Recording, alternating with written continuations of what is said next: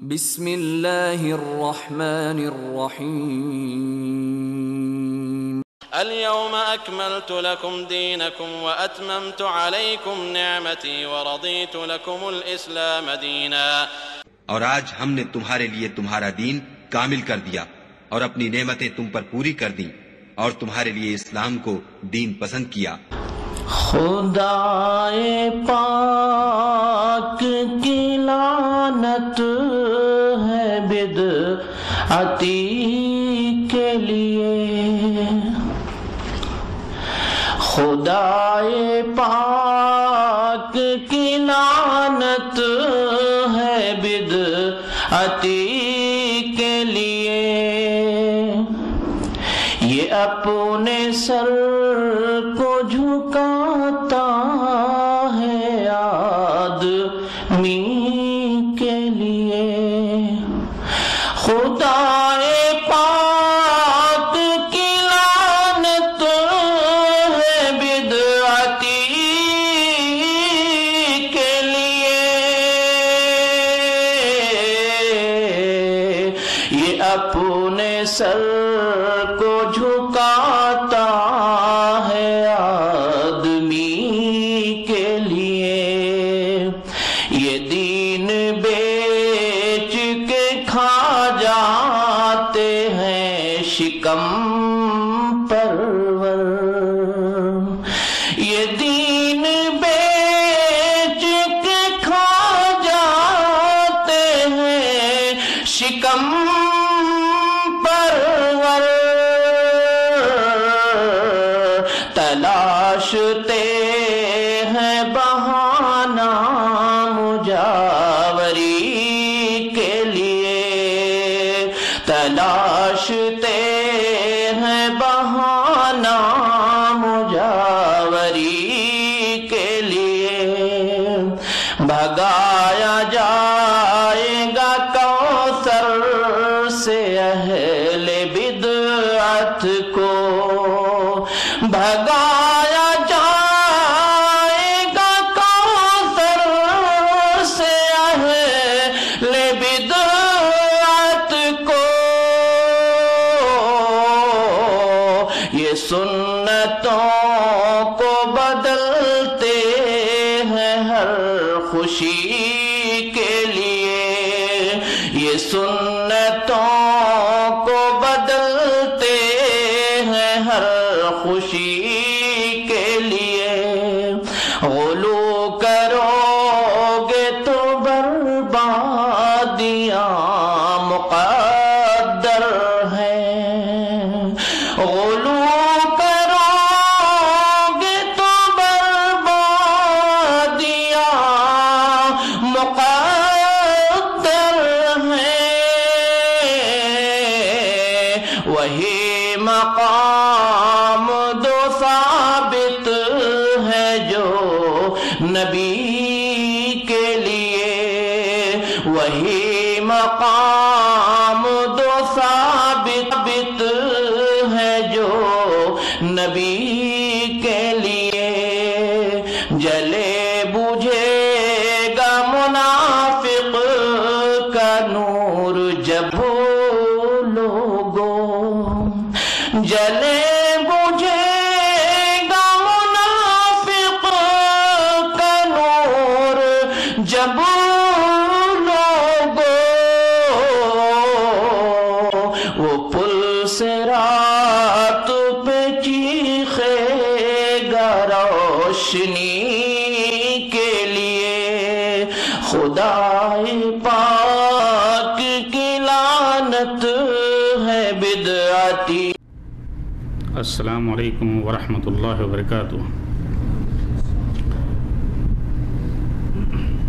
ان الحمد للہ نحمده ونستعینه ونستغفره ونؤمن به ونتوکل علیہ ونعوذ باللہ من شرور انفسنا ومن سیئات اعمالنا.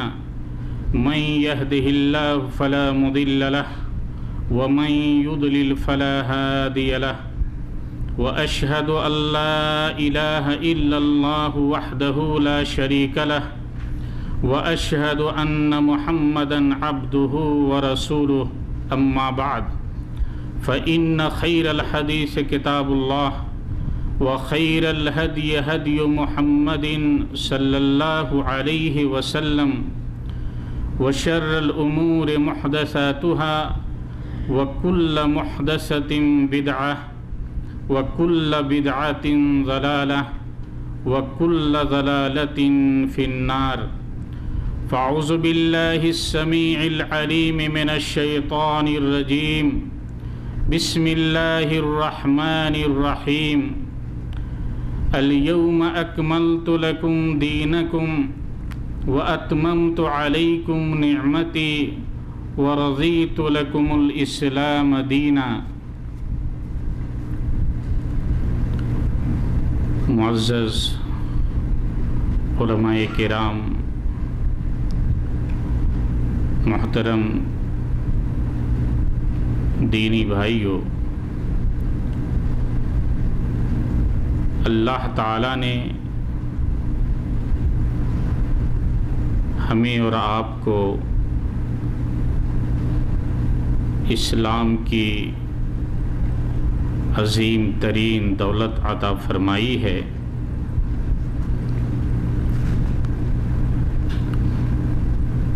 یہ وہ نعمت ہے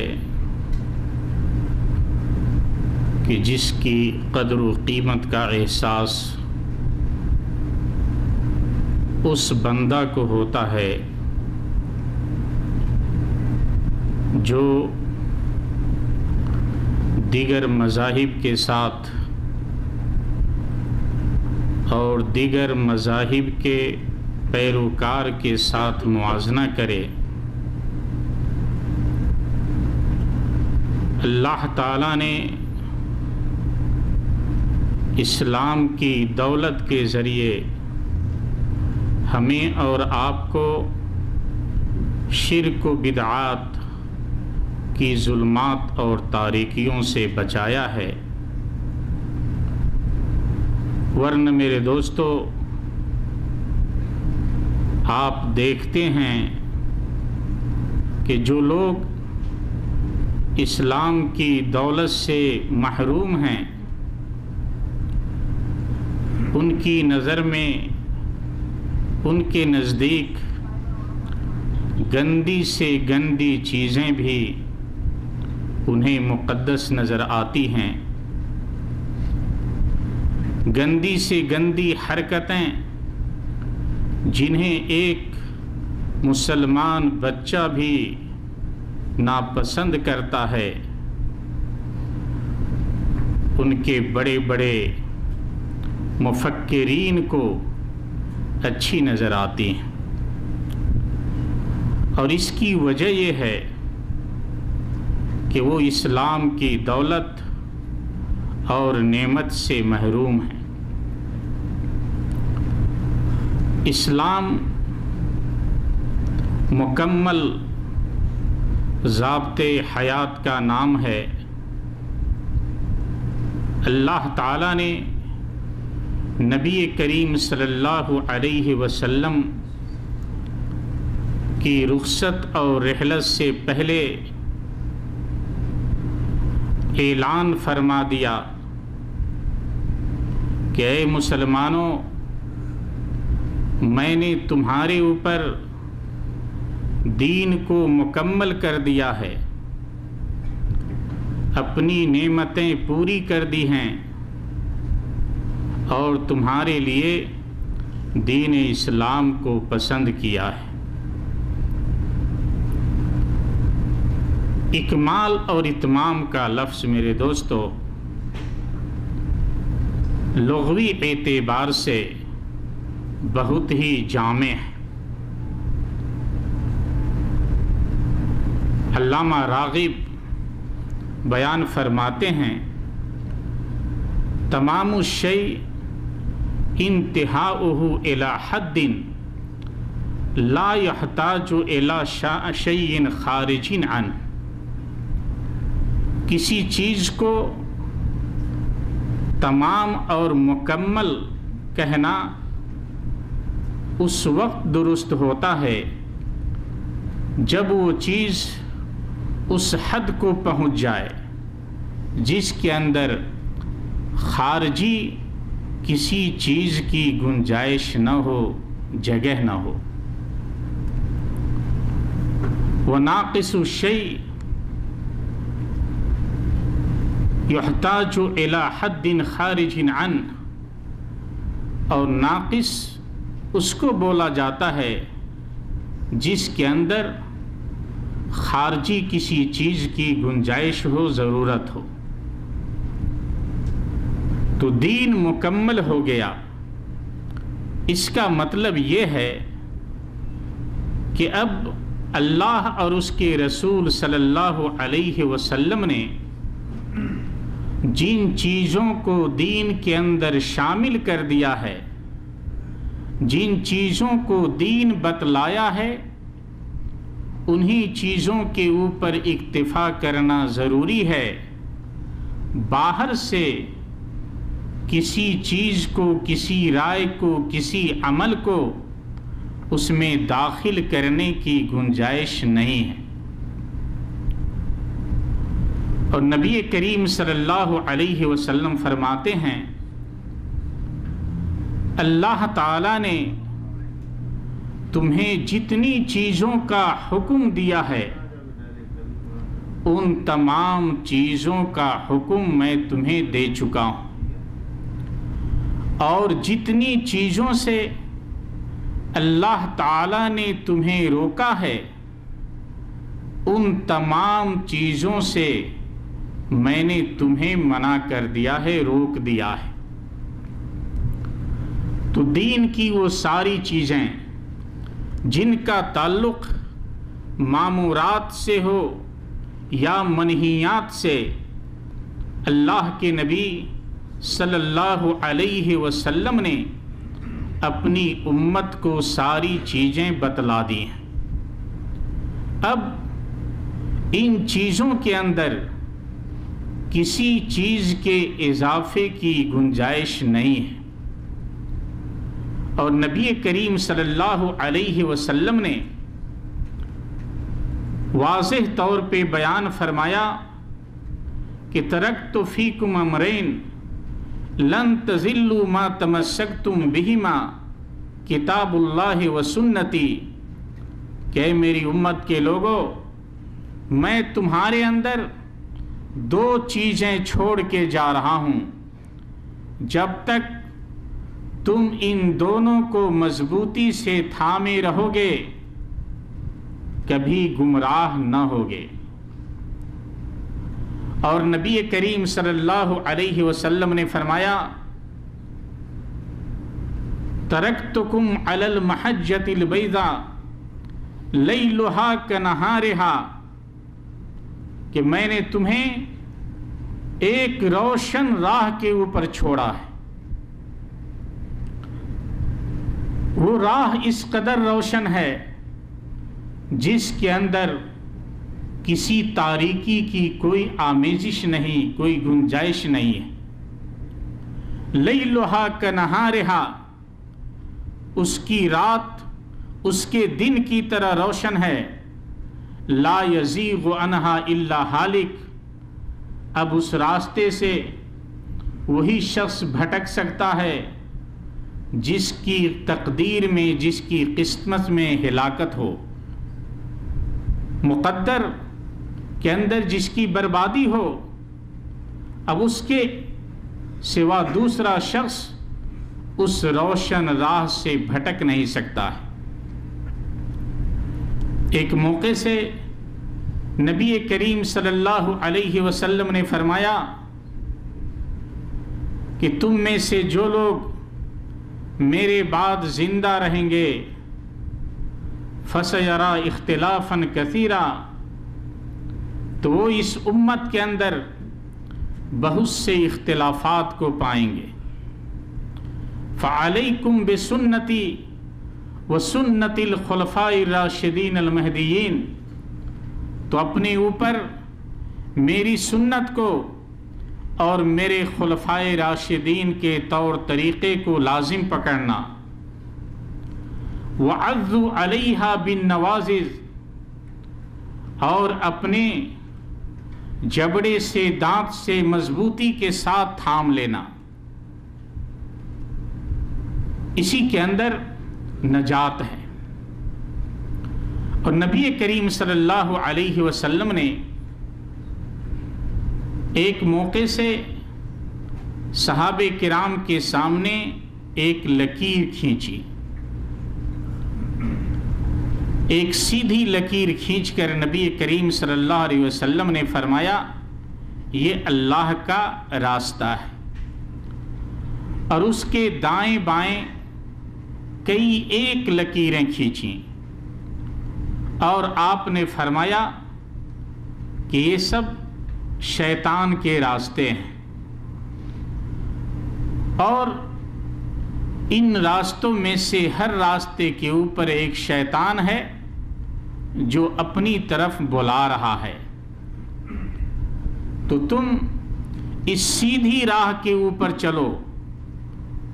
پھر نبی کریم صلی اللہ علیہ وسلم نے قرآن مجید کی آیت پڑھی، وَأَنَّ هَذَا صِرَاطِي مُسْتَقِيمًا فَاتَّبِعُوهُ وَلَا تَتَّبِعُوا السُّبُلَ فَتَفَرَّقَ بِكُمْ عَنْ سَبِيلِهِ، کہ یہ میرا سیدھا راستہ ہے، اس کے اوپر چلو، اور دائیں بائیں الٹے ٹیڑھے راستوں کے اوپر شیطان ہیں، شیطان اپنی طرف تمہیں بلا رہا ہے، شیطانی راہوں کے اوپر نہ چلو، ورنہ یہ شیاطین تمہیں صحیح راستے سے بھٹکا دیں گے، گمراہ کر دیں گے۔ تو میرے بزرگوں اور دوستو، اللہ اور اس کے رسول صلی اللہ علیہ وسلم نے جو باتیں ہمیں بتلائی ہیں، جو قرآن و سنت کے اندر محفوظ ہیں، وہی دین ہے۔ ان باتوں کے سوا اگر کوئی شخص کوئی عمل کرتا ہے، طریقہ اپناتا ہے، تو وہ قابل قبول نہیں ہے۔ صحیح بخاری اور مسلم کی حدیث ہے، حضرت عائشہ رضی اللہ تعالیٰ عنہ بیان فرماتی ہیں کہ نبی صلی اللہ علیہ وسلم نے فرمایا، من عمل عملا لیس علیہ امرنا فہو رد، جس نے کوئی ایسا عمل کیا جس کے اوپر میرا حکم نہیں ہے، وہ میرے دین کے مطابق نہیں ہے، تو وہ مردود ہے۔ تو قرآن و سنت یہی اسلام کے اصل مآخذ ہیں، اور انہی دونوں کے اصول و ضوابط کی پیروی کرتے ہوئے مسلمانوں کو زندگی گزارنا ہے۔ اور میرے دوستو، عمل کی مقبولیت کے لیے اللہ اور اس کے رسول دونوں کے بتائے ہوئے طور طریقے کو اپنانا ضروری ہے۔ ایک تو ہمارے عمل میں اخلاص ہونا چاہیے، اور نبی کریم صلی اللہ علیہ وسلم کی مطابعت، آپ کی سنت کی پیروی ہونی چاہیے۔ حضرت فضیل بن عیاض رحمہ اللہ نے ایک موقع سے یہ آیت پیش فرمائی کہ الذی خلق الموت والحیات لیبلوکم ایکم احسن عملا، کہ اللہ تعالیٰ نے زندگی اور موت کو بنایا ہے تاکہ تمہیں آزمائیں، تمہارا امتحان لے، تم میں سب سے بہترین عمل کرنے والے کون لوگ ہیں۔ انہوں نے تفسیر کرتے ہوئے فرمایا اخلصہ و اسوبہ، اس سے مراد یہ ہے کہ عمل خالص ہو اور درست ہو، اور کہا یاد رکھو اذا کان العمل خالصا ولم یکن ثوابا لم یقبل، عمل اگر خالص ہے، درست نہیں ہے، تو وہ قابل قبول نہیں ہے۔ وَإِذَا كَانَ ثَوَابًا وَلَمْ يَكُنْ خَالِصًا لَمْ يُقْبَلْ، اور اگر عمل درست ہے، خالص نہیں ہے، تو وہ بھی قابل قبول نہیں ہے۔ حَتَّى يَكُونَ خَالِصًا ثَوَابًا یہاں تک کہ وہ عمل خالص بھی ہو اور درست بھی ہو۔ شاگردوں نے پوچھا کہ اس کا کیا مطلب ہے؟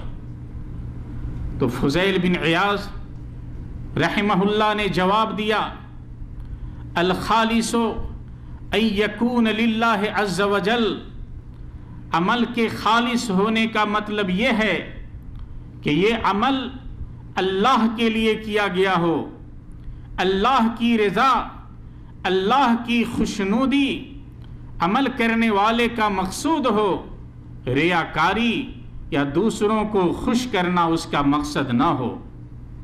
والثواب ان یکون علی سنت رسولہ صلی اللہ علیہ وسلم، اور عمل کے درست ہونے کا مطلب یہ ہے کہ یہ عمل نبی کریم صلی اللہ علیہ وسلم کی سنت کے مطابق، اس لیے کہ اللہ تعالیٰ نے فرمایا وما اتاکم الرسول فخذوہ وما نہاکم عنہ فانتہوا، یہ رسول صلی اللہ علیہ وسلم تمہیں جو کچھ دیتے ہیں بتلاتے ہیں لے لو، اور جن چیزوں سے روکتے ہیں ان سے رک جاؤ۔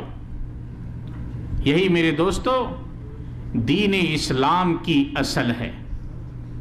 کوئی بھی عمل اگر وہ قرآن و سنت کے مطابق نہیں ہے تو وہ قابل قبول نہیں ہے۔ اس لیے ہم نے کلمہ پڑھا ہے لا الہ الا اللہ محمد رسول اللہ، کہ ہمارا عمل اللہ کے لیے ہو، ہماری عبادت اللہ کے لیے ہوگی، اور عبادت کا طریقہ محمد رسول اللہ کا ہوگا، اس لیے کہ اللہ تعالیٰ نے انہیں طریقہ بتلانے کے لیے روئے زمین پہ بھیجا تھا۔ تو میرے بزرگوں اور دوستو، دین اسلام کی اہم بنیاد قرآن و سنت کے اوپر قائم ہے، اور قرآن و سنت سے ہٹ کر اگر ہم کوئی کام کرتے ہیں تو وہ شریعت کی نظر میں قابل قبول نہیں ہے، اسے بدعت کہتے ہیں۔ اور نبی کریم صلی اللہ علیہ وسلم ہر خطبے کے اندر یہ بیان فرماتے تھے کہ سب سے بہترین طریقہ محمد رسول اللہ صلی اللہ علیہ وسلم کا طریقہ ہے، وشر الامور محدثاتها، اور سب سے بدترین چیز دین میں نئی ایجاد کردہ چیزیں ہیں۔ اور آپ برابر بیان فرماتے تھے وَكُلَّ مُحْدَثَةٍ بِدْعَةٍ، ہر نئی چیز جو دین کے اندر ایجاد کی جائے وہ بدعت ہے، وَكُلُّ بِدْعَةٍ ضَلَالَةٍ، اور ہر بدعت گمراہی ہے، وَكُلُّ ضَلَالَةٍ فِي النَّارِ، اور گمراہی کا ٹھکانہ جہنم ہے۔ تو نبی کریم صلی اللہ علیہ وسلم نے اسلام کی ضد، اسلام کو داغدار کرنے والی چیزیں، شرک و بدعت سے بہت ہی زیادہ ڈرایا ہے۔ جس طرح آپ یہ صاف ستھرے کپڑے پہنے ہوئے ہیں، انہیں داغدار چیزوں سے بچانے کی کوشش کرتے ہیں، اسی طریقے سے اپنے ایمان و اسلام کو داغدار کرنے والی چیزوں اور سب سے خطرناک چیزیں شرک اور بدعت سے بچانے کی کوشش کریں۔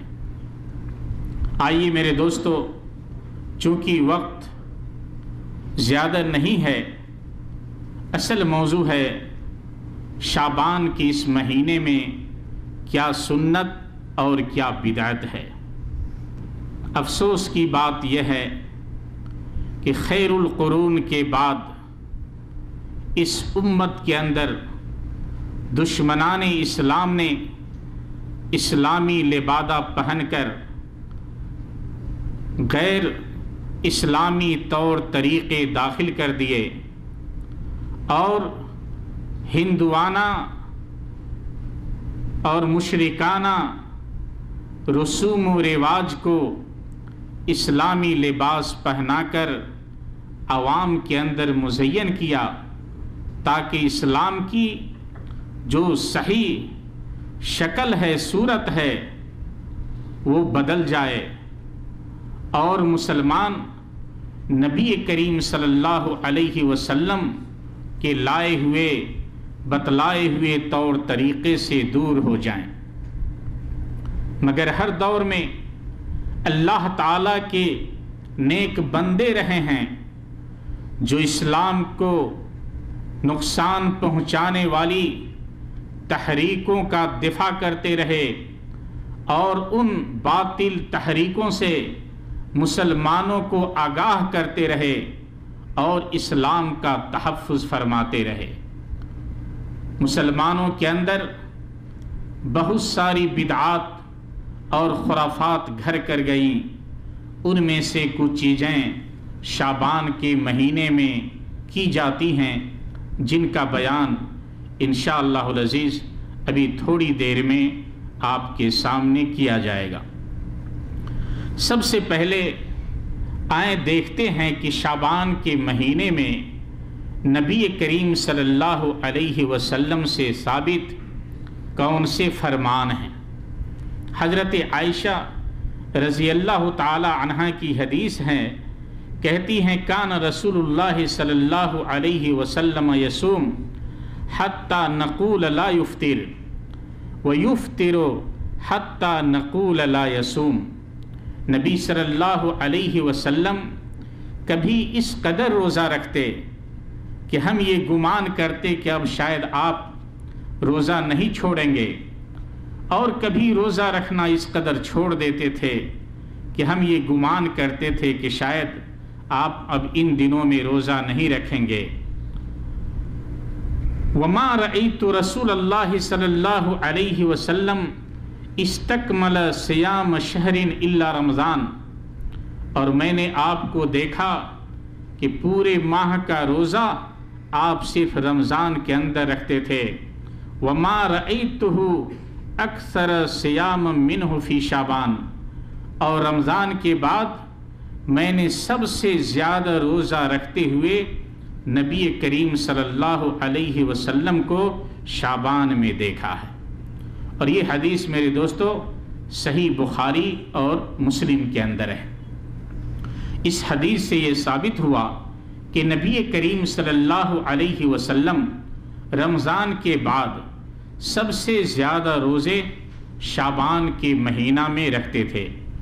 حضرت ام سلمہ رضی اللہ تعالی عنہا کی حدیث ہے، کہتی ہیں ما رأیت النبی صلی اللہ علیہ وسلم یصوم شہرین متتابعین الا شعبان و رمضان، کہ میں نے نبی کریم صلی اللہ علیہ وسلم کو مسلسل 2 ماہ کا روزے رکھتے نہیں دیکھا سوائے شعبان اور رمضان کے۔ اس حدیث کو امام احمد، نسائی اور ترمذی نے روایت کیا ہے، اور یہ حدیث بھی صحیح ہے۔ علماء نے اس پہ محمول کیا ہے کہ کبھی کبھی نبی صلی اللہ علیہ وسلم نے پورے شعبان کا روزہ رکھا، یا آپ نے اس ماہ کے زیادہ دنوں کا روزہ رکھا، تو غالب کو کا اعتبار کرتے ہوئے حضرت ام سلمہ نے یہ بیان فرمایا ہے کہ پورے شعبان کا آپ روزہ رکھتے تھے۔ ایسی حضرت اسامہ بن زید رضی اللہ تعالی عنہما کی حدیث ہے، کہتے ہیں قلت یا رسول اللہ لم ارک تصوم من شہر من الشہور ما تصوم من شعبان، کہ اللہ کے رسول صلی اللہ علیہ وسلم میں نے آپ کو سب سے زیادہ روزہ رکھتے ہوئے شعبان میں پاتا ہوں، شعبان میں نے دیکھا ہے۔ قال ذاک شہر یغفل الناس عنہ بین رجب و رمضان، تو نبی صلی اللہ علیہ وسلم نے فرمایا کہ یہ وہ مہینہ ہے جو رجب اور رمضان کے بیچ میں واقع ہے، اور اس کے اندر بہت سے لوگ غفلت میں ہوتے ہیں۔ وَهُوَ شَهْرٌ تُرْفَعُ فِيهِ الْأَعْمَالُ إِلَى رَبِّ الْعَالَمِينَ، اور یہ شعبان کا وہ مہینہ ہے جس کے اندر بندوں کے سال بھر کے اعمال اللہ تعالیٰ کے پاس پیش کیے جاتے ہیں. وَأُحِبُّ أَن يُرْفَعَ عَمْلِي وَأَنَا صَائِمٌ، تو میں چاہتا ہوں کہ میرا عمل روزے کی حالت میں اللہ تعالیٰ کے پاس اٹھایا جائے. اس حدیث کو امام احمد، نسائی نے اور ترمذی وغیرہ نے روایت کیا ہے، اور علامہ البانی رحمۃ اللہ علیہ نے اسے حسن قرار دیا ہے. ایسے ہی میرے دوستو، حضرت انس رضی اللہ تعالی عنہ کی حدیث ہے، اور اس کے اندر آیا ہے وَكَانَ أَحَبَّ الصَّوْمِ إِلَيْهِ فِي شعبان، نبی کریم صلی اللہ علیہ وسلم کے نزدیک رمضان کے بعد سب سے محبوب روزے شعبان کے روزے تھے. اس کو امام احمد نے روایت کیا ہے اور یہ حدیث صحیح ہے. میرے دوستو، یہ جو حدیثیں بیان کی گئی ہیں یہ نبی صلی اللہ علیہ وسلم سے ثابت ہیں، اور ان حدیثوں سے ہمیں یہ فائدہ ملتا ہے کہ شعبان کے مہینے میں اللہ تعالیٰ کے نزدیک اعمال پیش کیے جاتے ہیں، اور نبی کریم صلی اللہ علیہ وسلم اس مہینے کے اندر کثرت سے روزے رکھتے تھے. اب آئیے شعبان کی 15ویں تاریخ یا اس کی رات جس کو لوگ شب برات کہتے ہیں، اس کی کیا حقیقت ہے اور اس کے بارے میں لوگوں کی کیا رائے ہے، کیا دلیلیں ہیں، اس سلسلے میں غور کرتے ہیں. پہلی بات تو میرے دوستو، قرآن و سنت کے اندر کہیں بھی شب برات یا لیلۃ البراء کا لفظ نہیں آیا ہے. نہ تو لیلۃ البراء جس کا ترجمہ اردو زبان یا فارسی میں شب برات سے کیا جاتا ہو، عربی کے اندر کہیں بھی قرآن و سنت کے اندر ثابت نہیں ہے. یہ لوگوں کے اپنے بنائے ہوئے. حدیث کے اندر جو الفاظ آئے ہیں اس کے اندر لیلۃ النصف من شعبان، نصف شعبان یعنی 15ویں شعبان کی رات. تو اس طرح کی ضعیف حدیثوں کے اندر آیا ہے، لیکن کہیں بھی لیلۃ البراء شب برات کے نام سے نہیں آیا. آئیے شب برات کے اوپر جو لوگ دلیل پکڑتے ہیں ان کی دلیل کا جائزہ لیں. سورہ دخان آیت نمبر 3 اور 4 کے اندر اللہ تعالیٰ فرماتا ہے اِنَّا أَنزَلْنَاهُ فِي لَيْلَةٍ مُبَارَكَةٍ اِنَّا كُنَّا مُنذِرِينَ فِيهَا يُفْرَقُ كُلُّ أَمْرٍ حَكِيمٍ، کہ بے شک ہم نے اس قرآن کو بابرکت رات میں اتارا ہے، بے شک ہم ڈرانے والے ہیں، اسی رات ہر ایک مضبوط کام کا فیصلہ کیا جاتا ہے. اس آیت کی تفسیر میں حضرت اکرمہ رحمہ اللہ سے منقول ہے کہ اس سے مراد شعبان کی 15ویں تاریخ ہے. اسی تفسیر کو لے کر جو لوگ شب برات کے قائل ہیں اور جشن مناتے ہیں وہ اسی سے دلیل پکڑتے ہیں کہ لیلۃ مبارکہ سے مراد 15ویں شعبان کی رات ہے. مگر جمہور کے نزدیک اس سے مراد لیلۃ القدر جسے ہم شب قدر کہتے ہیں وہ ہے.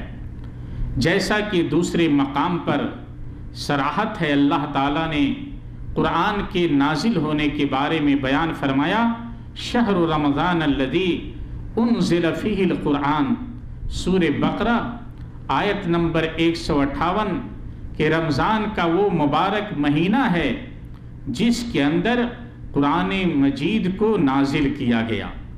تو قرآن کے اندر یہ واضح ہے کہ اللہ تعالیٰ نے قرآن مجید کو نازل جس مہینے کے اندر کیا ہے وہ رمضان کا مہینہ ہے.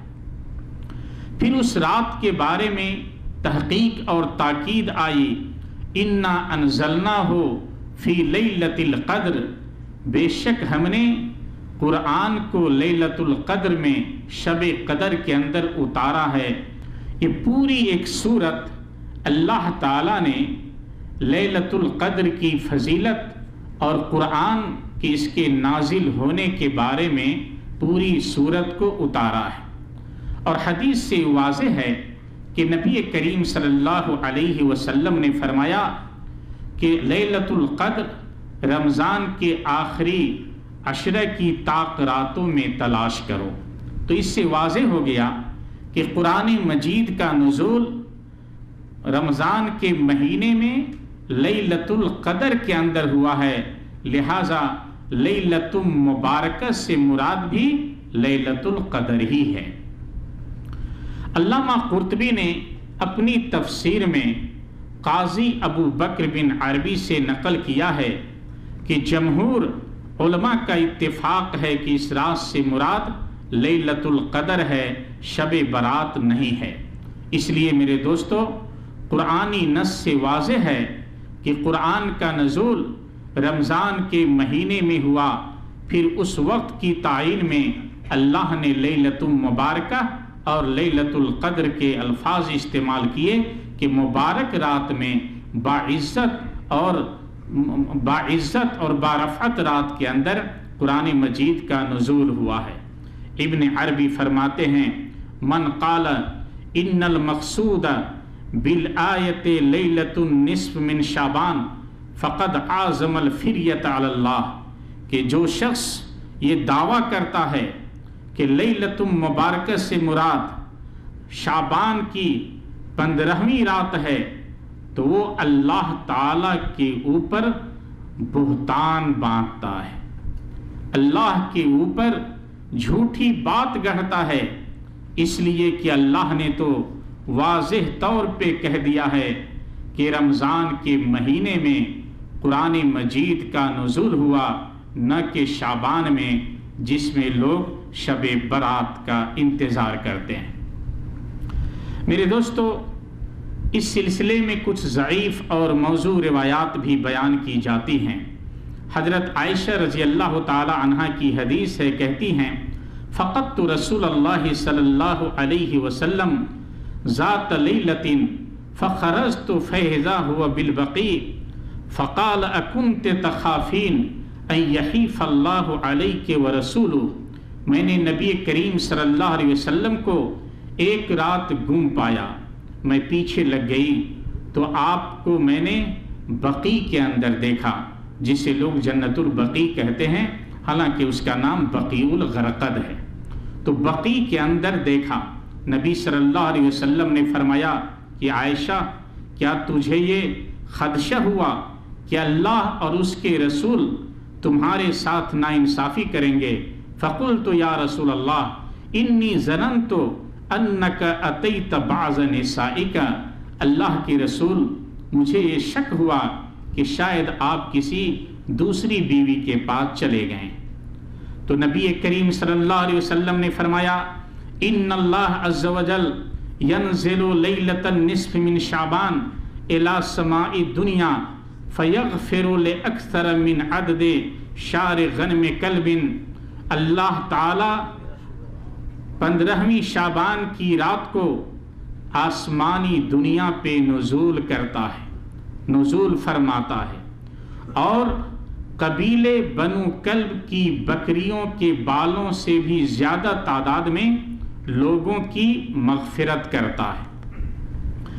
اس حدیث کو امام ترمذی رحمۃ اللہ علیہ نے بیان کیا ہے، فرماتے ہیں حدیث عائشہ لا نعرفہ الا من هذا الوجہ وسمعت البخاری یضعف هذا الحدیث، کہ میں حضرت عائشہ کی حدیث کو صرف یہی ایک طریق سے جانتا ہوں، اور میں نے امام بخاری سے سنا ہے، وہ کہتے تھے کہ یہ حدیث ضعیف ہے۔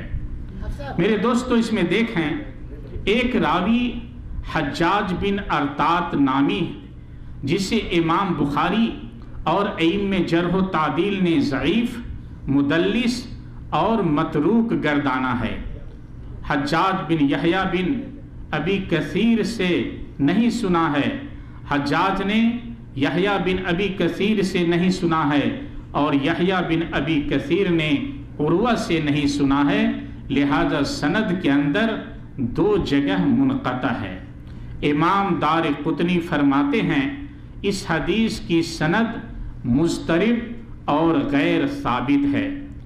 علامہ البانی رحمۃ اللہ علیہ نے اس حدیث کے اوپر ضعیف الجامع کے اندر مفصل بحث کی ہے، حدیث نمبر 1023 یعنی 1023۔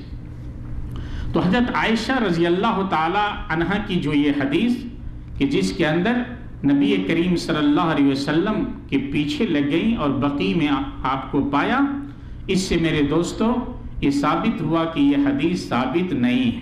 اور آپ خود غور کریں کہ اگر اس رات کی اتنی برکت ہوتی تو نبی کریم صلی اللہ علیہ وسلم چپکے سے بقیع نہیں جاتے، بلکہ آپ جانتے ہیں رمضان کے بارے میں آیا ہے کہ جب عشرہ اواخر کا دخول ہوتا تھا، عشرہ اواخر کے آنے پہ نبی کریم صلی اللہ علیہ وسلم کمر بستہ ہو جاتے تھے۔ شد میزرا وایقظ اہل واحیا لیلا، نبی صلی اللہ علیہ وسلم کمر بستہ ہو جاتے، رات کو بیداری کرتے، شب بیداری خود بھی فرماتے، اپنی بیویوں کو بھی جگاتے تھے۔ لیکن چپکے سے چلے جانا اتنی بڑی فضیلت کے باوجود نہ امت کو بتلانا، حتیٰ کہ اپنی بیوی جو بستر کے اوپر ان کو بھی نہ بتلانا، اس بات کی دلیل ہے کہ یہ حدیث ثابت نہیں ہے۔ ایسے ہی میرے دوستو دوسری حدیث حضرت علی رضی اللہ تعالی عنہ سے مروی ہے، فرماتے ہیں کہ نبی صلی اللہ علیہ وسلم نے فرمایا اذا كانت لیلۃ النصف من شعبان فقوموا لیلہا وصوموا نہارہا فإن اللہ ينزل فیہا لغروب الشمس الى سماء الدنیا، جب شعبان کی 15ویں تاریخ کی رات ہو تو اس رات قیام کرو اور اس دن روزہ رکھو، اس لیے کہ اللہ تعالیٰ 15ویں رات کے سورج غروب ہوتے ہی آسمانی دنیا پہ نزول فرماتا ہے۔ فَيَقُولُ أَلَا مِن مُسْتَغْفِرٍ فَأَغْفِرَ لَهُ، اللہ آواز دیتا ہے کوئی ہے مغفرت کا طلبگار کہ میں اس سے بخش دوں۔ الا مسترزق فارزق، کوئی ہے روزی کا خواستگار کہ میں اس سے روزی دوں۔ الا مبتلا فاعافی، کوئی ہے مصیبت کا گرفتار کہ میں اس سے عافیت دوں۔ الا کذا و کذا، اور کوئی ہے، اللہ اس طرح آواز دیتا رہتا ہے حتی یطلع الفجر، یہاں تک کہ فجر طلوع ہو جاتا ہے۔ اس حدیث کو امام ابن ماجہ نے روایت کیا ہے اور یہ حدیث ضعیف ہے۔ اس کی سند میں ابو بکر بن عبداللہ بن محمد بن ابی صبرہ نامی ایک راوی ہے، جس کے بارے میں امام احمد اور ابن معین رحمہ اللہ کہتے ہیں کہ یہ شخص حدیث گڑھا کرتا تھا۔ حافظ ابن حجر نے تقریب التہذیب میں اسے وضاع کہا ہے، دیکھیے کتاب المجروحین، ایسے ہی میزان الاعتدال اور تاریخ بغداد۔ علامہ البانی نے بھی اس سے ضعیف الجامع کے اندر موضوع گردانا ہے، حدیث نمبر 652۔ تیسری حدیث میرے دوستو یہ بیان کی جاتی ہے کہ رجب شہر اللہ و شعبان شہری و رمضان شہر امتی، رجب اللہ کا مہینہ ہے، شعبان میرا مہینہ ہے اور رمضان میری امت کا مہینہ ہے۔ یہ حدیث موضوع ہے، گڑھی ہوئی ہے۔ اس میں ایک راوی ابو بکر نقاش نامی ہے، جسے محدثین نے دجال اور وضاع کہا ہے۔ ملا علی قاری حنفی رحمہ اللہ نے موضوعات کبریٰ میں، ابن الجوزی نے اپنی کتاب الموضوعات میں، اور ابن عراق الکنانی نے تنزیہ الشریعہ عن الاحادیث الموضوعہ میں، اور علامہ سیوطی وغیرہ نے اسے من گڑھت قرار دیا ہے۔ اسی طریقے سے علامہ البانی رحمۃ اللہ علیہ نے بھی اسے موضوع کہا ہے، دیکھیں ضعیف الجامع حدیث نمبر 3411۔ چوتھی حدیث ہے من صلی لیلۃ النصف من شعبان 12 رکعۃ یقرأ فی کل رکعۃ قل هو اللہ احد 30 مرہ لم یخرج حتی یرا مقعدہ من الجنہ، کہ جس شخص نے شعبان کی 15ویں شب کو 12 رکعت نماز پڑھی اور ہر رکعت کے اندر قل هو اللہ احد 30 مرتبہ پڑھا، لم یخرج حتی یرا مقعدہ من الجنہ، تو مسجد سے نکلنے سے پہلے ہی وہ اپنا ٹھکانہ جنت کے اندر دیکھ لے گا۔ یہ حدیث میرے دوستو موضوع ہے، گڑھی ہوئی ہے۔ علامہ ابن القیم نے المنار المنیف میں اسے موضوع قرار دیا ہے۔ اسی طریقے سے علامہ سیوطی نے، علامہ ابن الجوزی نے بھی اس حدیث کو کہا ہے کہ یہ موضوع ہے۔ ایسے ہی حضرت علی رضی اللہ تعالی عنہ سے ایک حدیث مروی ہے کہ نبی صلی اللہ علیہ وسلم نے ان سے فرمایا، یا علی من صلی 100 رکعۃ فی لیلۃ النصف من شعبان، کہ علی جو شخص 15ویں شعبان کی رات کو 100 رکعت نماز پڑھے، یقرأ فی کل رکعۃ بفاتحۃ الکتاب وقل هو اللہ احد 10 مرات، اور ہر رکعت کے اندر سورہ فاتحہ کے بعد قل هو اللہ احد 10 مرتبہ پڑھے، یا علی ما من عبد یصلی هذه الصلوات، کہ علی کوئی بھی بندہ جو اس نماز کو پڑھے گا الا قضى اللہ عز وجل له کل حاجت طلبها تلک اللیلہ، تو اللہ تعالی اس کی ہر مراد کو پورا کر دے گا جو اس رات اللہ سے مانگے گا۔ تو دیکھیں اسی نماز کو لوگ الفیہ کہتے ہیں، ہزاری نماز ہے 100 رکعت کی، لیکن ہر رکعت کے اندر 10 مرتبہ قل هو اللہ احد پڑھتے ہیں، اس لیے قل هو اللہ احد کی تعداد 1000 بار ہو جاتی تو اسے ہزاری کہتے ہیں۔ یہ حدیث میرے دوستو موضوع ہے۔ علامہ ابن الجوزی، علامہ ابن القیم، علامہ سیوطی اور علامہ شوکانی وغیرہ نے تفصیل کے ساتھ بحث کرتے ہوئے اس حدیث کو موضوع قرار دیا ہے۔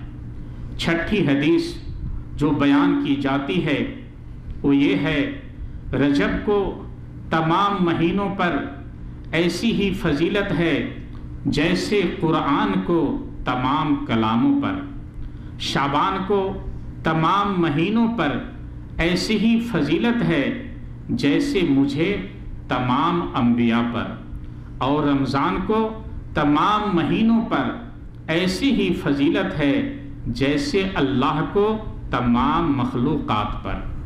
اس کو بنیۃ الطالبین کے اندر بیان کیا گیا ہے، جلد 1 صفحہ نمبر 680 کے اوپر۔ یہ روایت بھی میرے دوستو موضوع ہے۔ ملا علی قاری حنفی رحمہ اللہ، حافظ ابن حجر اور امام سخاوی وغیرہ نے اس حدیث کو موضوع قرار دیا ہے۔ ایسے ہی میرے دوستو ایک حدیث بیان کی جاتی ہے، ان اللہ لیطلع فی لیلۃ النصف من شعبان فیغفر لجمیع خلقہ الا لمشرک او مشاحن، کہ شعبان کی 15ویں تاریخ کی شب کو اللہ تعالی اپنے بندوں کی طرف دیکھتا ہے تو ساری مخلوق کو معاف کر دیتا ہے سوائے مشرک کے اور کینہ کپٹ رکھنے والے کے۔ اس حدیث کو امام احمد، امام بہقی، طبرانی اور بزار وغیرہ نے بیان کیا ہے۔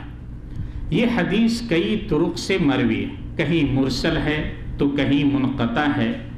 کسی امام نے کہا ہے ھذا مرسل جید، مگر علامہ البانی رحمۃ اللہ علیہ نے اس حدیث کے تمام طرق کو سامنے رکھتے ہوئے اس سے ایک جگہ حسن کا درجہ دیا ہے اور ایک جگہ صحیح قرار دیا ہے۔ دیکھیے سلسلۃ الاحادیث صحیحہ جلد 3 صفحہ نمبر 135۔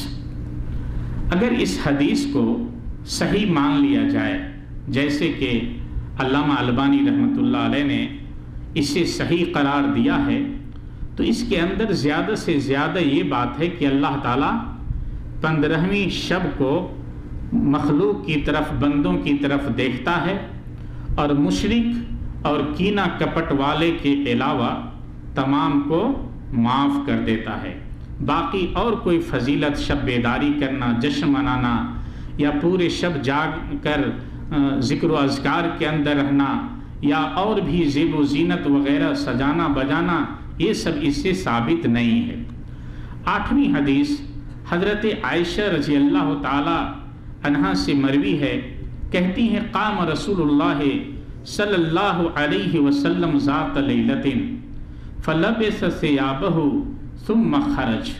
نبی صلی اللہ علیہ وسلم ایک رات بستر سے اٹھے، آپ نے اپنا کپڑا پہنا اور آپ کمرے سے نکل گئے۔ قالت فامرت جاریتی بریرہ تتبعہ، تو میں نے اپنی لونڈی بریرہ کو حکم دیا کہ وہ نبی صلی اللہ علیہ وسلم کے پیچھے پیچھے جائیں۔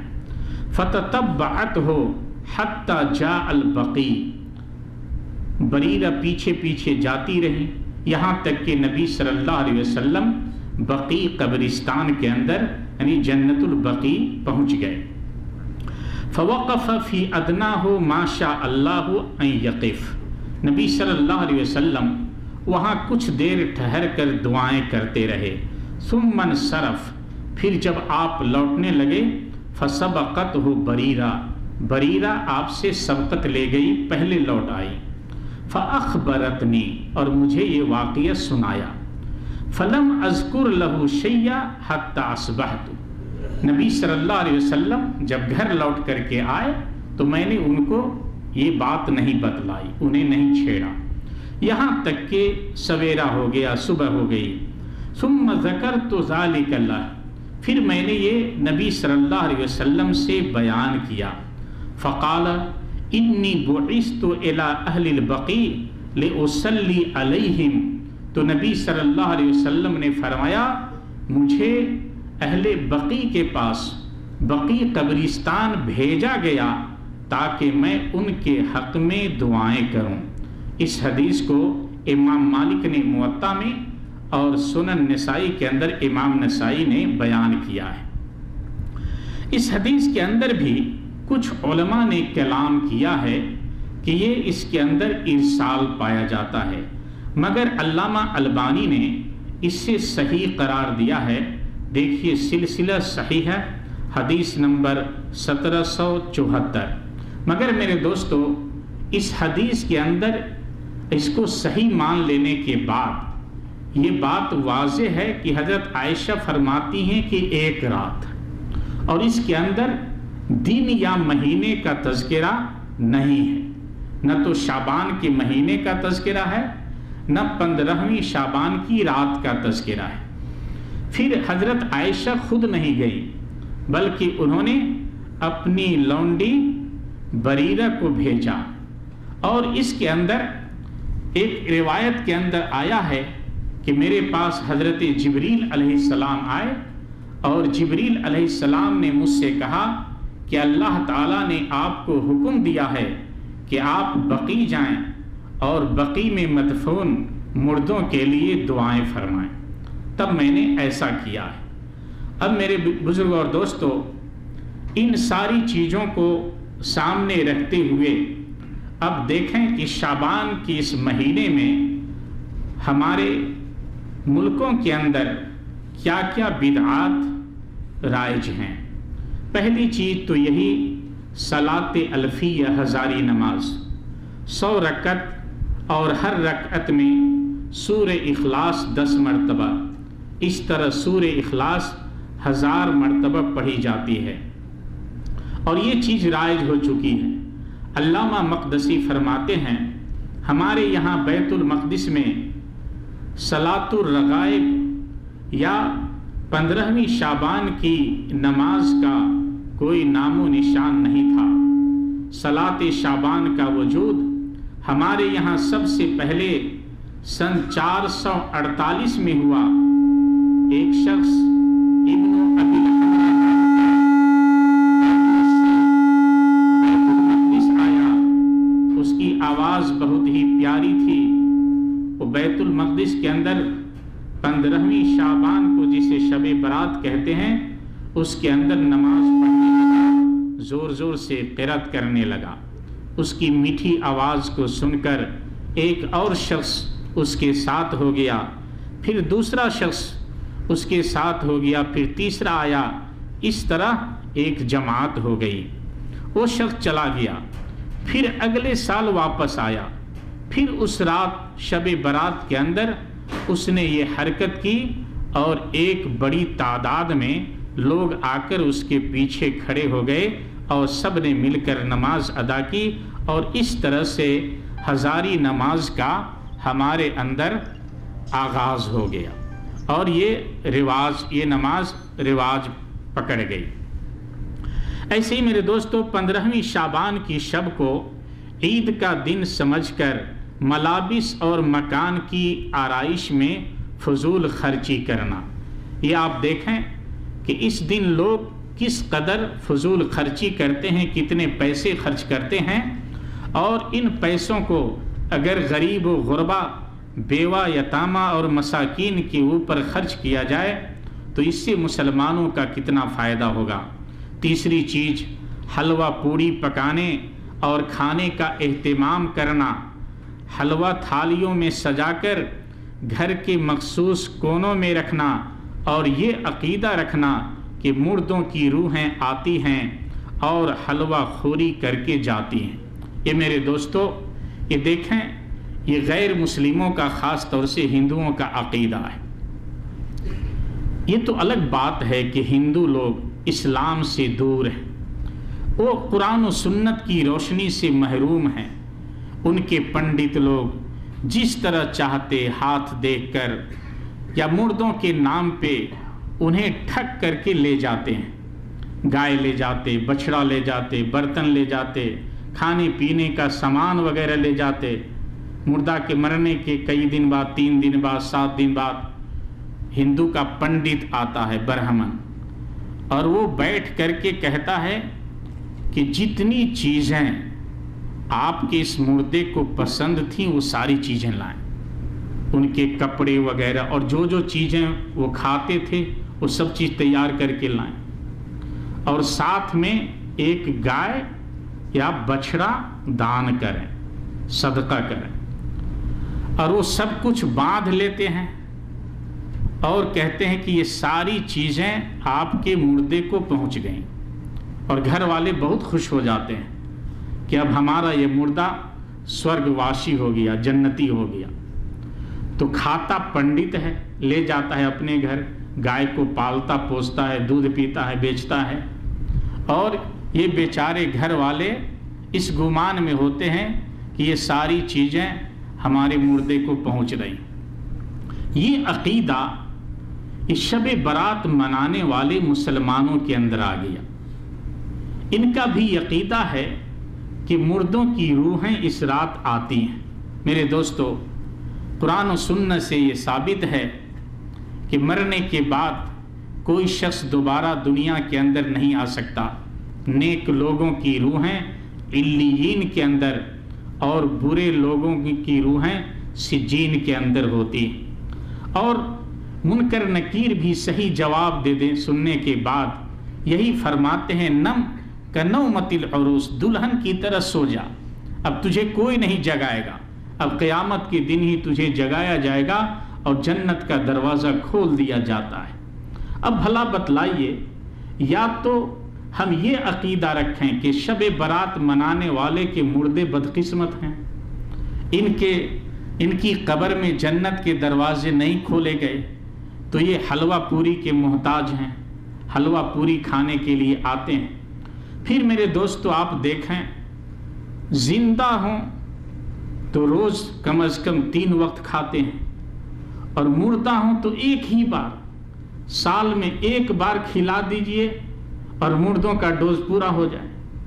یہ انسان کی ناسمجھی اور ناعقلی کی دلیل ہے کہ مردے آتے ہیں اور کھا کر کے جاتے ہیں، اور کچھ لوگ مردوں کی پسند کی چیزیں بناتے ہیں۔ مولوی صاحب پوچھتے ہیں کہ آپ کے باپ، آپ کے دادا کیا پسند کرتے تھے، وہ چیزیں کچھ تو بن جانی چاہیے۔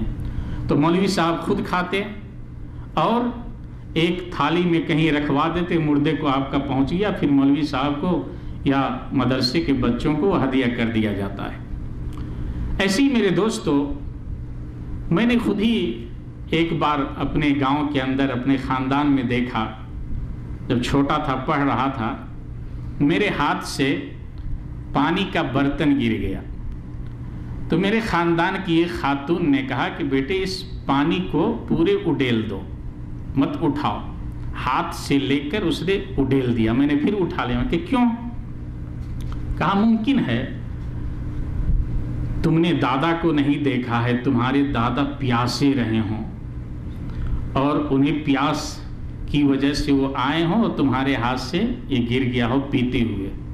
تو میں نے ان سے کہا کہ بھائی جب ہمارے گھر کے صحن کے اندر بھی نل لگا ہوا ہے، گھر کے باہر بھی نل ہے، تو کیا ہمارے دادا 1-2 ہینڈل مار کر تازہ پانی نہیں پی سکتے؟ تب جا کر کے عورتوں کے اندر یہ سمجھ پیدا ہوئی۔ تو میرے دوستو، یہ غیر مسلموں کا عقیدہ ہے۔ حلوہ خوری کرنے والے اور رچانے والے لوگ 4 گروہوں کے ہیں۔ آپ جب پوچھیں گے، جائزہ لیں گے، تو لوگوں کا نظریہ مختلف ہے۔ ایک گروہ اس دن نبی کریم صلی اللہ علیہ وسلم کے دندان مبارک شہید ہونے سے جوڑ کر حلوہ خوری کرتے، حلوہ بناتے ہیں۔ کہتے ہیں کہ نبی صلی اللہ علیہ وسلم کے دندان مبارک شہید ہوئے تھے، اس لیے ہم حلوہ پکاتے ہیں، یہ حلوہ لذیذ ہے اور یہ نرم ہے۔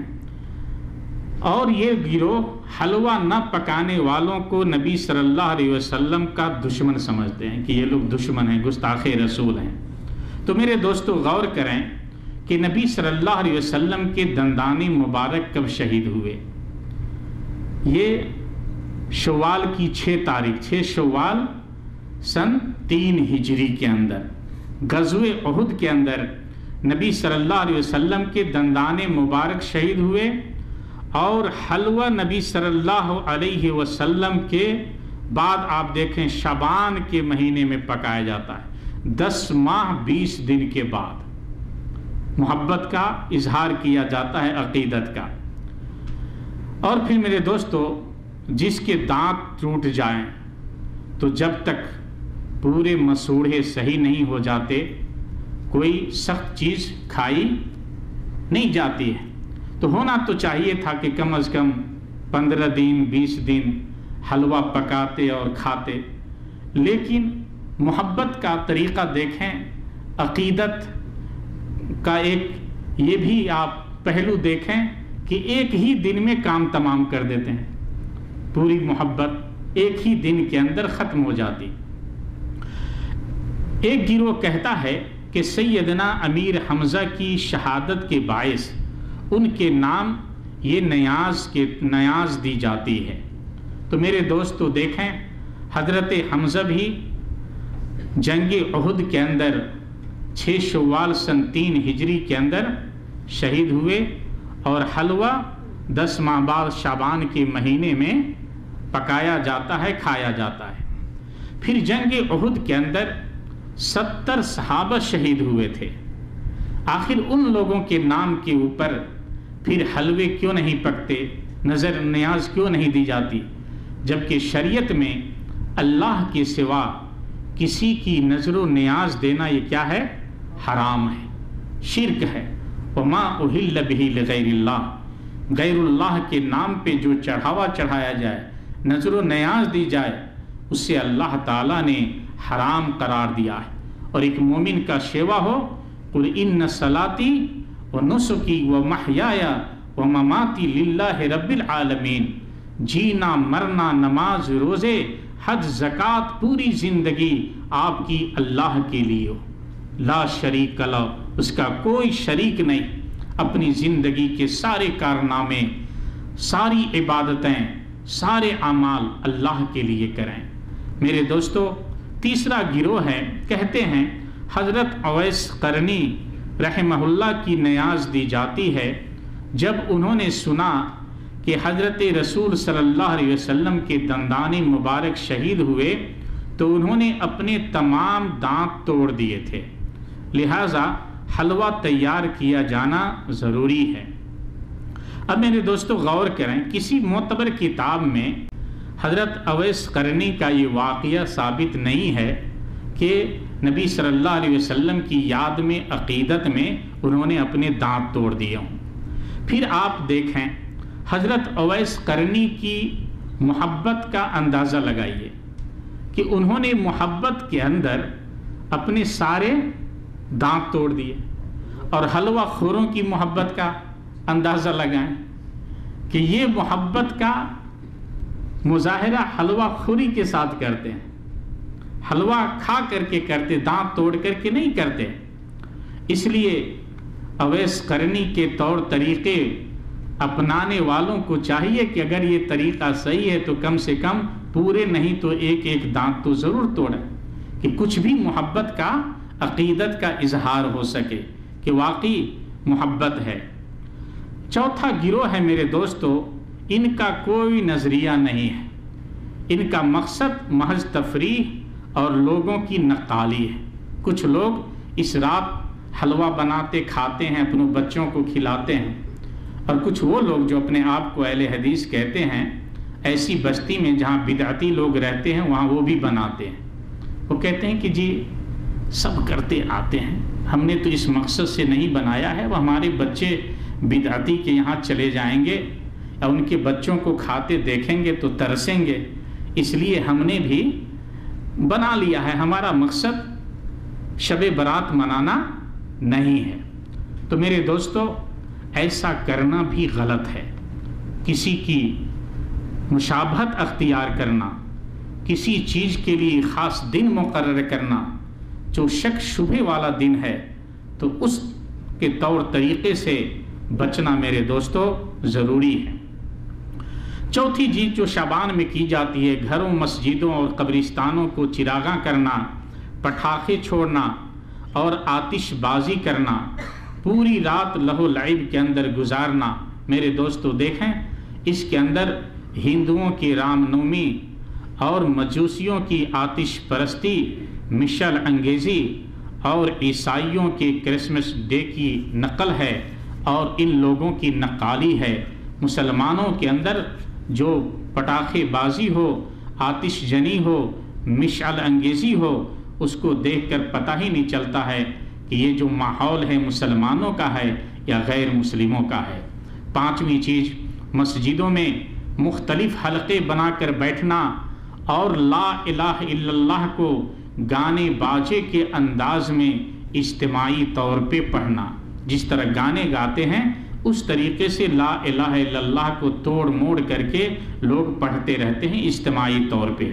ایسے ہی عورتوں کا زیب و زینت کے ساتھ قبرستان جانا، کہیں کہیں تو دف اور گانے باجے کے ساتھ عورتیں قبرستان جاتی ہیں۔ ایسے ہی میرے دوستو، مردہ کے سرہانے لکڑی گاڑ کر اور اس سے مردہ کے حسب حال کپڑے پہناتے ہیں اور انہیں اپنے احوال سناتے ہیں۔ کچھ لوگ قبرستان جا کر، بیوی ہے تو شوہر کے سرہانے ایک لکڑی گاڑ دیا، شوہر کا کوئی محبوب کپڑا اس پہ رکھ دیا، اور تمہارے مرنے کے بعد میرے ساتھ یہ ہوا وہ ہوا، میرے ساتھ یہ مصیبتیں آئیں، تمہارے بچوں نے، گویا کہ ساری روداد اپنے شوہر کو قبرستان جا کر کے سنا رہی۔ شوہر گویا کی زندہ ہے۔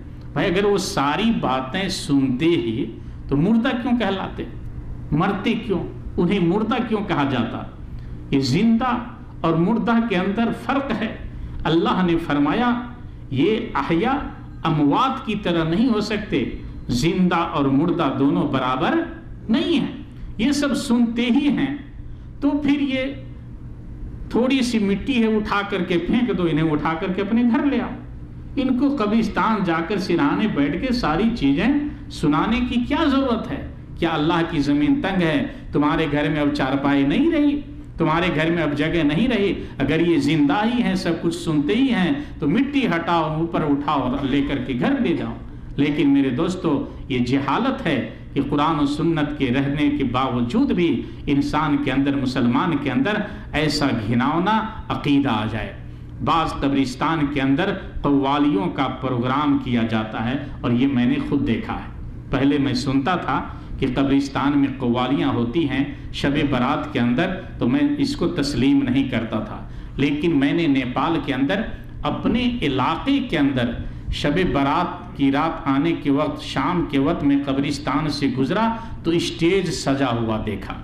قبرستان کے اندر چراغاں کے ساتھ ساتھ مین روڈ اسی قبرستان سے ہے، تو اسٹیج سجا ہوا دیکھا۔ تو میں نے لوگوں سے پوچھا کہ اسٹیج کے اوپر کیا ہوگا؟ تو کہا فلاں فلاں پارٹیاں آئیں گی، قوالیاں ہوں گی،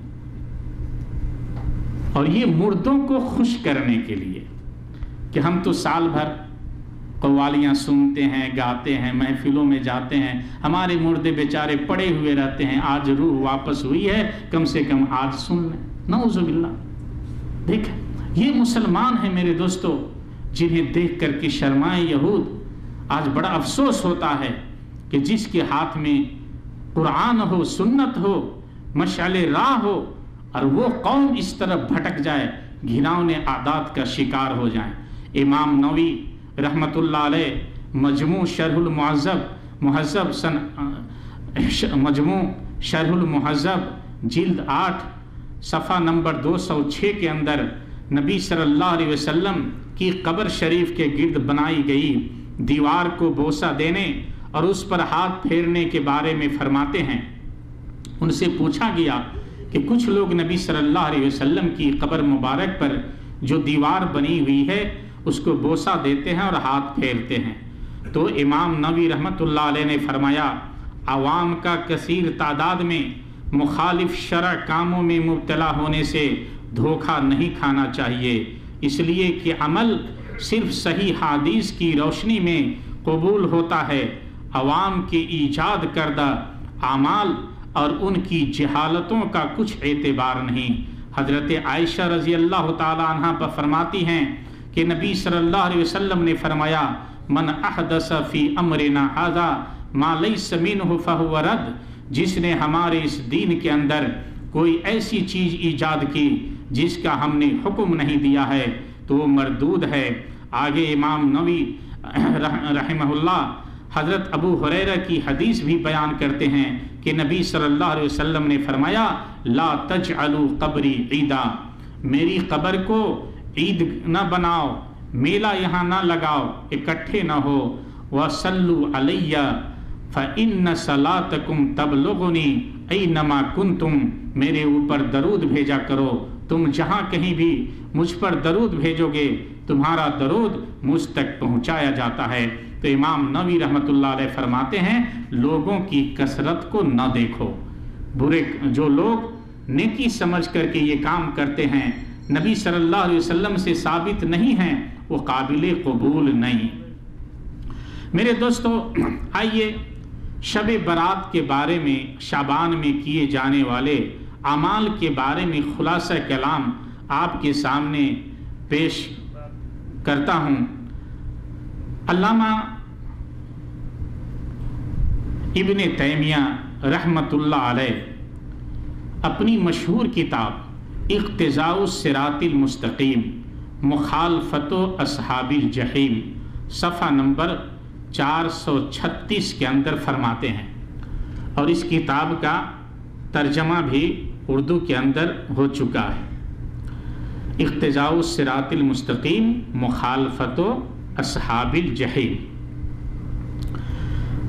فرماتے ہیں والذی علیہ جمہور العلماء ان تخصیص لیلۃ النصف من شعبان بشیء من العبادہ سواء الاحتفال بها او تخصیص یومها بصیام او لیلها بقیام فکل ذلک من البدع۔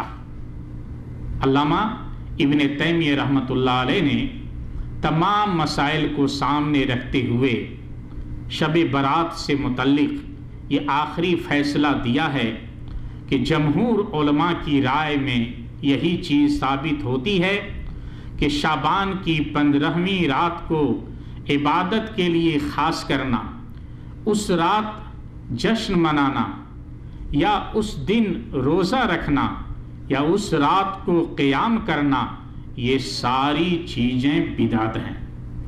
وَكَذَلِكَ اتخاذ شعبان موسما تصنع فيه الأطعمة وتظهر فيه الزینہ، ایسے ہی شعبان کے اندر خاص قسم کے پکوان کھانے بنانا اور اس کے اندر زیب و زینت کرنا یہ بھی بدعت ہے۔ آگے بیان فرماتے ہوئے کہتے ہیں فَهَذَا مِمَّا لَا أَصْلَ لَهُ وَهُوَ مِنَ الْمَوَاسِمِ الْمُحْدَثَةِ الْمُبْتَدَعَةِ، شعبان کی یہ ساری چیزیں جو لوگ کرتے ہیں رسم و رواج، یہ ثابت نہیں ہیں، اس کی کوئی اصل نہیں ہے، اور یہ لوگوں کی گڑھی ہوئی بدعت میں سے یہ مواسم اور رسم و رواج ہیں۔ ایسے ہی فتاوی لجنہ دائمہ جو سعودی علماء کی کمیٹی ہے، اس کی جلد نمبر 11 اور صفحہ نمبر 385 کے اوپر یہ فتویٰ ہے۔ کہتے ہیں شعبان ان وافق صیامہ الثلاث ایام لا حرج علی المسلم فی صیام النصف من ذالک، کہہ رہے ہیں کہ اگر کوئی شخص ہر مہینے 3 روزے رکھتا ہے، 13 14 15، تو اگر وہ اس کی یہ پہلے سے عادت رہی ہے تو ایام 20 کے روزے کو سمجھ کر کے وہ روزہ رکھتا ہے، تو اس کے اندر کوئی حرج نہیں ہے۔ ایسے ہی اگر کوئی شخص یوم الاثنین کا، سوموار کے دن کا، پیر کے دن کا روزہ رکھتا تھا یا خمیس کے دن کا روزہ رکھتا تھا اور شعبان کی 15ویں تاریخ بھی اسی دن آ گئی، پیر کے دن یا خمیس جمعرات کے دن، تو روزہ رکھنے میں کوئی حرج نہیں ہے، اس لیے کہ اس کی عادت پہلے سے ہے، وہ پہلے سے پیر کے دن، جمعرات کے دن کے روزے رکھتا رہا ہے، ایسے ہی ایام 20 13 14 15 تاریخ کے روزے رکھتا رہا ہے، تو ایسے شخص کے روزہ رکھنے میں کوئی حرج نہیں ہے۔ لیکن اگر کوئی شخص اما تخصیص الیوم الموافق لنصف من شعبان فمکروہ، لیکن خاص طور سے ایک ہی دن 15 شعبان کا روزہ رکھنا تو یہ مکروہ ہے، ثابت نہیں ہے۔ یہ فتاوی لجنہ دائمہ علماء سعودی عرب کی کمیٹی کا یہ فتویٰ ہے۔ میرے بزرگ اور دوستو، خلاصے کلام یہ ہے کہ جو عبادت اللہ اور اس کے رسول نے نہیں بتلائی ہے وہ عبادت نہیں ہو سکتی۔ امام مالک رحمت اللہ علیہ فرماتے ہیں، یاد رکھو جو شخص دین اسلام کے اندر کوئی نئی چیز ایجاد کرتا ہے تو وہ نبی کریم صلی اللہ علیہ وسلم پہ تانا دے رہا ہے کہ گویا کہ نبی صلی اللہ علیہ وسلم نے دین کو مکمل نہیں کیا، نہیں سمجھایا۔ اللہ کے اوپر بھی وہ الزام دے رہا ہے کہ اللہ نے اس دین کو مکمل نہیں کیا، جبکہ اللہ نے بیان فرما دیا ہے الیوم اکملت لکم دینکم واتممت علیکم نعمتی ورضیت لکم الاسلام دینا، کہ آج میں نے تمہارے دین کو مکمل کر دیا ہے۔ نبی کریم صلی اللہ علیہ وسلم نے اپنی امت سے یہ گواہی لے لی ہے، الا هل بلغتو، الا هل بلغتو، میرے صحابہ بتلاؤ کیا میں نے اللہ کے تمام دین کو تم تک پہنچا نہیں دیا، ساری باتوں کو تم تک نہیں پہنچایا ہے؟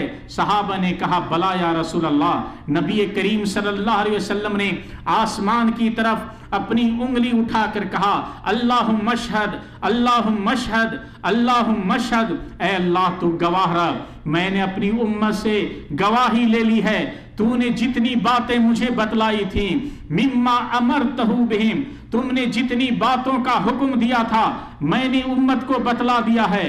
تم نے جتنی باتوں سے ڈرایا ہے میں نے امت کو ڈرا دیا ہے، کسی چیز کو میں نے چھپایا نہیں ہے۔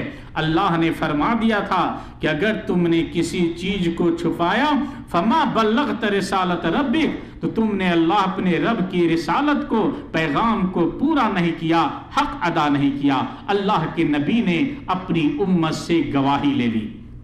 امام مالک فرماتے ہیں فما لم یکن یومئذ دینا لا یکون الیوم دینا، جو چیز اسلام کے اندر نبی صلی اللہ علیہ وسلم کے زمانے میں داخل نہیں تھی، میرے دوستو آج بھی وہ چیز اسلام کے اندر داخل نہیں ہو سکتی۔ اور حضرت عبداللہ بن عمر رضی اللہ تعالی عنہما کی حدیث ہے، آپ کے آثار ہیں سنن کے اندر، اور خاص طور سے البزار وغیرہ کے اندر یہ موجود ہیں۔ مدخل، کتاب المدخل کے اندر بھی یہ واضح ہے کہ انہوں نے بیان فرمایا کل بدعت ضلالہ وان رآها الناس حسنہ، کہ یاد رکھو دین میں ہر بدعت جو ایجاد کی جاتی ہے عبادت سمجھ کر، نیکی سمجھ کر، وہ سب کے سب گمراہی ہے، گرچہ لوگ اسے اچھی سمجھتے ہوں۔ اور میرے دوستو کوئی بدعتی ایسا نہیں ہے جو غلط سمجھ کر کوئی کام ایجاد کرتا ہو، نیکی سمجھ کر ہی انسان کسی کام کو کرتا ہے، ایجاد کرتا ہے، غلط سمجھ کر کے نہیں۔ اور ان لوگوں کے لیے یہ درس بھی ہے۔ حضرت عبداللہ بن مسعود رضی اللہ تعالی عنہ نے مسجد کے اندر دیکھا کچھ لوگ بیٹھے ہوئے ہیں، کنکریوں کے اوپر تسبیح گن رہے ہیں۔ کنکریاں سب کے سامنے تھی، حلقہ بنائے بیٹھے تھے۔ ایک شخص کہتا تھا کہ اس کنکری کے اوپر 100 مرتبہ اللہ اکبر کہو، تو سب لوگ 100 مرتبہ اللہ اکبر کہتے تھے۔ پھر وہ شخص کہتا، معلم کہتا اب 100 مرتبہ لا الہ الا اللہ کہو، تو سب لوگ 100 مرتبہ لا الہ الا اللہ کہتے۔ پھر وہ کہتا کہ اب 100 مرتبہ اللہ اکبر کہو، تو سب لوگ 100 مرتبہ اللہ اکبر کہتے تھے۔ اس طرح وہ تسبیح و تحلیل گن رہے تھے۔ حضرت عبداللہ بن مسعود رضی اللہ تعالیٰ عنہ نے دیکھا، پوچھا یہ تم لوگ کیا کر رہے ہو؟ کہا نسبحہ و نحللہ، کہ ہم اس کے اوپر تسبیح و تحلیل کرتے ہیں۔ تو حضرت عبداللہ بن مسعود نے فرمایا عدوا علیہا سیئاتکم، ان پتھروں کے اوپر، کنکریوں کے اوپر اپنے گناہوں کو شمار کرو۔ اے امت محمدیہ، تم کتنی جلد ہلاکت کے اندر پڑ گئے، تمہیں یاد نہیں ہے نبی کریم صلی اللہ علیہ وسلم کے کپڑے ابھی پرانے بھی نہیں ہوئے، آپ کے برتن ابھی ٹوٹے بھی نہیں، آپ کے صحابہ کرام بکثرت ابھی تمہارے اندر موجود ہیں، مگر اتنی جلد تم نے نبی کی سنت کو چھوڑ دیا، نبی کے طریقے کو چھوڑ دیا، ہم تو تمہیں بدعتی سمجھتے ہیں۔ ان لوگوں نے کہا کہ حضرت عبداللہ ما اردنا الا الخیر، ہم گناہ سمجھ کر، غلط سمجھ کر یہ کام نہیں کر رہے ہیں، ہم تو نیکی کے ارادے سے بیٹھے ہیں، اللہ کی تسبیح و تحلیل بیان کرتے ہیں۔ تو حضرت عبداللہ بن مسعود نے فرمایا کتنے نیکی کے متلاشی ایسے ہیں لن یدرکا، جو اس کو پاتے نہیں ہیں۔ نیکی کی تلاش نیک راہوں سے کرو، غلط راستے سے نہیں۔ اور کہا کہ اللہ کے نبی صلی اللہ علیہ وسلم نے فرمایا میری امت کے کچھ لوگ قرآن پڑھیں گے اور قرآن ان کے حلق سے نیچے نہیں اترے گا، اور میں سمجھتا ہوں کہ تم لوگ بھی انہی لوگوں میں سے ہو، اسلام سے تمہارا مطلب نہیں ہے۔ راوی کا بیان ہے کہ ہم نے نہروان کے دن جنگ کے اندر دیکھا کہ خوارج کے ساتھ یہی لوگ ہیں، تلوار لیے ہوئے ہیں مسلمانوں کے خلاف، جو مسجد میں بیٹھ کر کنکریاں گن رہے تھے۔ میرے دوستو، یہ اسلامی لباس پہن کر لوگوں نے اسلام کے عقیدے کو داغدار کرنے کی کوشش کی ہے، اس لیے دشمنان اسلام سے بچیں۔ قرآن و سنت یہ آپ کے لیے روشن راہ ہے، مشعل راہ ہے، اس کو اپنائیے۔ جس چیز کو اللہ اور اس کے رسول نے دین نہیں کہا وہ چیز دین نہیں ہو سکتی ہے۔ وہ عبادت جسے اللہ اور اس کے رسول نے اس پہ مہر نہیں لگائی ہے وہ قابل قبول نہیں ہے۔ اور آپ نے اشہد اللہ الہ الا اللہ و اشہد ان محمد رسول اللہ کا کلمہ پڑھا ہے۔ اللہ اور اس کے رسول کے طور طریقے کو اپنائیے اور دشمنان اسلام کے گڑھے ہوئے طور طریقوں سے خود بھی بچیے، اپنے رشتہ داروں کو بچائیے، دوسرے مسلمانوں کو بھی اس سے ڈرائیے اور قرآن و سنت کی ترغیب دلائیے۔ اللہ تعالیٰ سے دعا ہے اللہ تعالیٰ ہم سب کو دین کی باتیں سننے سمجھنے اور اس کے مطابق عمل کرنے کی توفیق عطا فرمائے۔ اے اللہ ہم میں جو بیمار ہیں انہیں شفایابی عطا فرما، ہم میں جو مقروض ہیں ان کے قرض کی ادائیگی فرما، ہمارے مردوں کو بخش دے اور ہم زندوں کو قرآن و سنت کو لازمی پکڑنے کی توفیق عطا فرما۔ اور میں شکر گزار ہوں شیخ فضیلت الشیخ جناب حافظ محمد طاہر صاحب کا کہ انہوں نے مکتب تعاونی بطحہ کی جانب سے اس محفل کو سجایا ہے اور ہر ماہ وہ سجایا کرتے ہیں۔ اللہ تعالیٰ ان سب کی خدمات کو قبول فرمائے۔ وصلی اللہ علی نبینا محمد وعلی آلہ وصحبہ وسلم۔ والسلام علیکم ورحمۃ